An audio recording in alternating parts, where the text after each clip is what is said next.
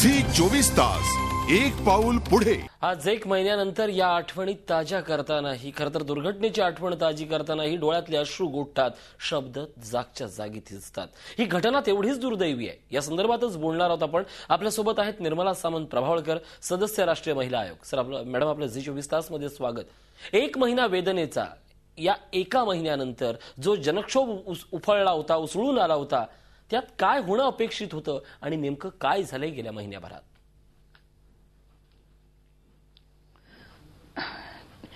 दिल्ली तसं म्हटलं तर खूपच असुरक्षितता आहे महिलांसाठी आणि इन जनरल तिकडचं जर वातावरण बघितलं दिल्लीतलं सध्या इकडचं, तर असुरक्षिततेचं आणि भयावह असं वातावरण विशेषतः संध्याकाळच्या वेळेला असतं आणि एक वेगळ्याच प्रकारचं एन्व्हायरमेंट मध्ये स्त्रिया विशेषतः आणि लहान मुलं ही जगत असतात। ही वस्तुस्थिती कोणीही नाही म्हणू शकत नाही, इतकी भयानक परिस्थिती इथे आहे। 16 तारखेला जो अमानुष हल्ला आणि हैवानियत ज्याला म्हणतात त्याचं जी क्रूर घटना घडली, ज्याच्यामध्ये आपल्याला प्रत्येकाला ती आपली बहीण, मुलगी, घरातलीच एखादी व्यक्ती या संपूर्ण अत्याचाराला, बलात्काराला आणि की हिंसाचाराला बळी पडली, आज आपल्यामध्ये नाही, त्याला एक महिना झालेला आहे। आणि तिच्या बाबतीमध्ये जेवढी आपण हळहळ दुःख व्यक्त करू तेवढं कमीच आहे। जसं तुम्ही मला विचारलं की या एका महिन्यात काय परिस्थिती बदलली, तर तशी अपेक्षा करणंच खरं म्हटलं तर चुकीचं आहे की घटना घडली इतकी भयानक आणि लगेच परिस्थिती बदलली, असं होत नाही। ती अपेक्षा करणं चुकीचं आहे।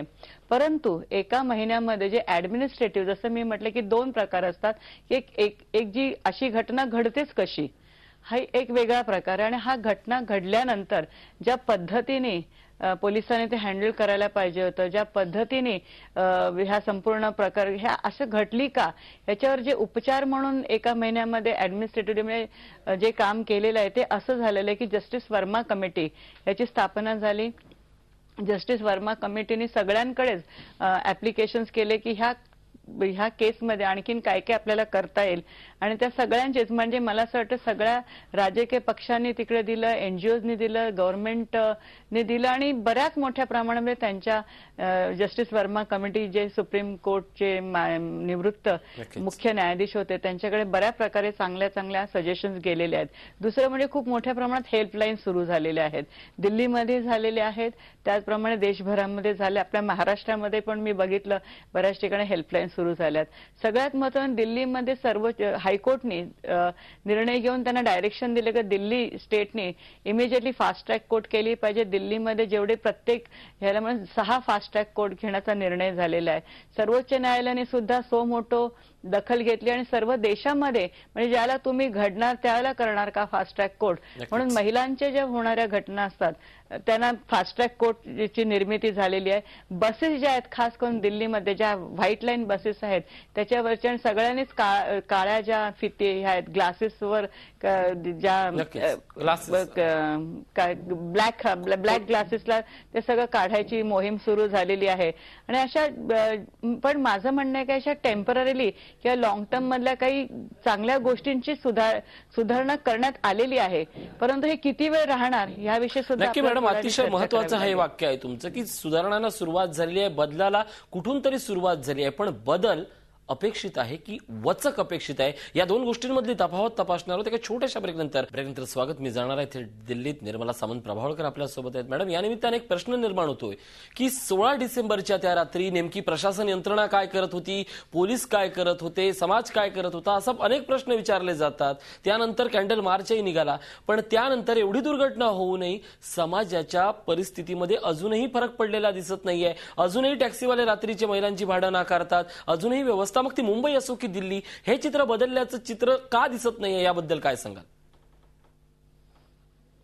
नक्कीच तुम्ही म्हणता ते अगदी बरोबर आहे। घटना इतकी भयानक घडलेली आहे आणि त्याचे तरंगही समाजामध्ये इतके उडले की संपूर्ण देशामध्ये आक्रोश निर्माण झाला, संपूर्ण देश त्याच्यामध्ये ढवळून निघाला आणि स्त्रियांचं संरक्षण, स्त्रियांचं स्त्रियांची सुरक्षितता आणि त्यांचे कायदे ह्या गोष्टीला खूप महत्व आलं.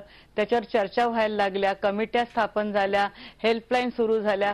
हे जरी सगळं असलं तरी परंतु ज्यावेळेला प्रत्यक्षात आपण ज्याला जातो आणि महिलांना जो अजूनही जो त्रास सहन करावा लागतो, मग त्याच्यामध्ये तसा काही बदल झालेला दिसत नाही. ही अतिशय खेदाची गोष्ट आहे. अजूनही मला असं वाटतं की मी काही महिलांशी ज्या वेळेला बोलतात तर त्यावेळेला त्यांच्या मनामध्ये अजून भीती व्हायला लागली की जे त्या मुलीला झालं ते मला तर होणार नाही ना, म्हणून स्त्रिया आता घराच्या बाहेर पडायला सुद्धा घाबरायला लागल्या. आणि त्या मुलीबरोबर ते तिच्याबरोबर तिचा मित्र सुद्धा होता, तरी तिच्यावर असं झालं. म्हणजे आता कोणाला बरोबर घेतलं तरी हल्ला होणारच आणि स्त्रिया आम्ही बळी पडू की काय, अशा प्रकारची भीती, खूप मोठ्या प्रमाणात भीती जी पूर्वी वाटत ती आता जास्ती वाटायला लागली. अशा प्रकारचे पण मतप्रवाह आणि हे वातावरण निर्माण झालेलं आहे. ही वस्तुस्थिती आहे. नक्कीच मॅडम, या निमित्ताने म्हणजे समाज खरोखर अशा घटनेतून किती शिकू शकतो.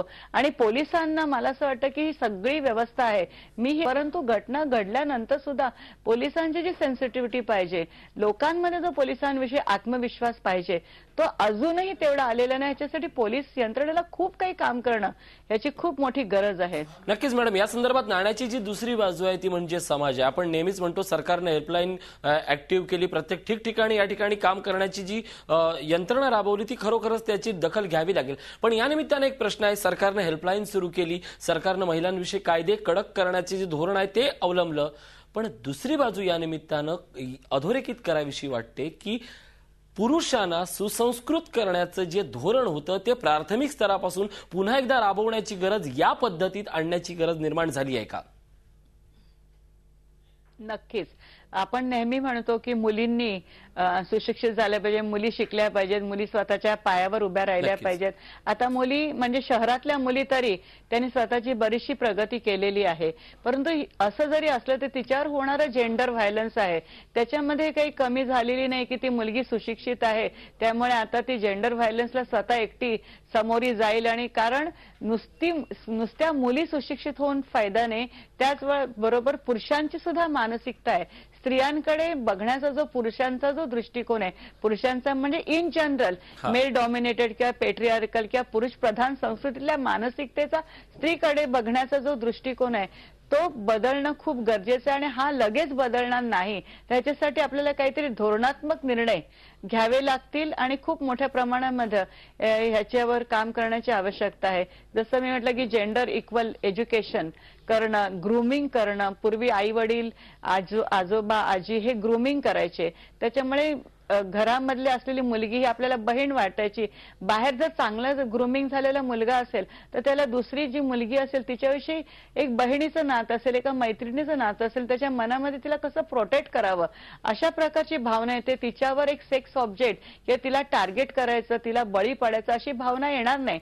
मग अशा प्रकारचं ग्रूमिंग समाजातून होणं, घरातून होणं, नक्कीच आता समाज घडवण्याची जबाबदारी ही प्रत्येकावर येऊन ठेपलेली आहे असंच आपल्याला नक्की म्हणता येईल. या विषयावर आणखीनही काही आपण बोलणार आहोत की छोट्याशा ब्रेकनंतर स्वागत. आपल्यासोबत आहेत निर्मला सामंत प्रभावळकर मॅडम. या निमित्तानं एक विचारावं असं वाटतं की ज्या पद्धतीनं महिन्याभरात आपण पाहिलेली दृश्य वेगवेगळ्या स्तरावरची होती, महिलांबद्दल जो सामाजिक संवेदना संदर्भात जो आवाज उठला त्यात तरुणाई लक्षणीय प्रमाणात होती, राजकीय नेत्यांची मुक्ताफळं पाहिली, कुठेतरी सकारात्मक सुरुवात झाली, पण या महिन्याभरात वचक मात्र कुठंच दिसला नाही. दुर्दैवानं काय सांगाल या गोष्टीबद्दल?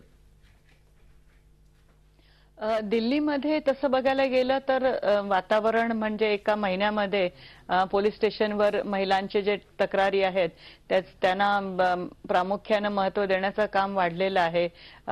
एकंदर समाजामध्ये समाज ढवळून निघाल्यामुळे महिलांच्या प्रश्नाला तसं खूप एक प्रामुख्याने महत्व आलेलं आहे. आणि पॉलिटिकल पार्टीजमध्ये सुद्धा रस्सीखेच हे सुरू आहे. परंतु एवढं जरी असलं तरी आपण ही शाश्वती देऊ शकत नाही की हे कायमस्वरूपी राहील. आणि मॅडम आपल्याकडे वेळ कमी आहे. आगामी काळात नेमकं प्राथमिक स्तरावर आणि महत्वाचे कोणते मुद्दे हाती घेतले पाहिजेत या सगळ्या गोष्टी लक्षात घेऊन? इमिजिएटली सगळ्यात प्रथम मी नेहमीच सांगत आलेले की सेन्सिटिव्हिटी प्रोग्राम आहे महिलांसाठी, आणखीन खास करून जे एज्युकेशनमध्ये आपण जेंडर सेन्सिटाइज एज्युकेशन ठेवलं पाहिजे. पोलीस यंत्रणा अतिशय प्रखर झाली पाहिजे. जलद गती न्यायालयाने लवकरात लवकर निर्णय लावून दिले पाहिजेत आणि इन्व्हेस्टिगेशन इतकं स्ट्रॉंग झालं पाहिजे की आरोपीला 100% शिक्षा झालीच पाहिजे आणि प्रखरातली प्रखर शिक्षा होणं अतिशय गरजेचं आहे. आणि सामाजिक जर सुरक्षिततेच्या दृष्टीने जर बघितलं तर समाजाने सुद्धा आणखीन पुढे आलं पाहिजे. मदतीचा हात हा मुलींना स्त्रियांना दिला पाहिजे. त्यांना रिस्पेक्टनी वागवलं पाहिजे. आणि विशेषतः ह्या ज्या मालिका आहेत आणखीन बॉलिवूडमध्ये जे आयटेम सॉंग्स केले जातात की ज्या प्रकारे स्त्रियांना दाखवलं जातं, इव्ह टीझिंगचे प्रकार आहेत, त्याच्याशी त्याचं डायरेक्टली म्हणजे त्याचं कनेक्शन असतं. तर अशा प्रकारे समाजाच्या प्रत्येक अंगाने स्त्रियांना मान मिळावा ह्या दृष्टीने काम केलं पाहिजे. त्यांची प्रतिमा चांगली राहिली पाहिजे. त्यांचं स्टेटस आणि डिग्निटी ही राहिली पाहिजे आणि त्यांच्यावर कुठल्याही प्रकारचा लैंगिक अत्याचार होऊ नये अशा प्रकारचं वातावरण समाजामध्ये प्रत्येक स्टेक होल्डरनी केलं पाहिजे. आणि शासनाची त्यातल्या त्यात सगळ्यात जास्ती जबाबदारी आहे. पोलीस यंत्रणेची आणि न्यायपालिकेची जबाबदारी जास्ती आहे. नक्कीच मॅडम, पुरुष प्रधान या संस्कृतीला आज गरज आहे ती पुन्हा एकदा वधवून घेण्याची की या देशाला संस्कृती आहे ती मातृसत्ताक पद्धतीची. धन्यवाद मॅडम आमच्याशी बोलल्याबद्दल. खरं तर हा आढावा होता गेल्या महिन्याभराचा आणि त्यानंतर बदललेल्या सामाजिक परिस्थितीचा. पण तरीही सारं काही पुन्हा अगदी तसंच शिथिल झालंय. यावर आता कायद्याचा अंकुश उगारण्याची आवश्यकता निर्माण झाली आहे हे मात्र नक्की. आजच्या प्राईम वॉचमध्ये इथंच थांबूयात. पाहत राहा झी 24 तास, एक पाऊल पुढे.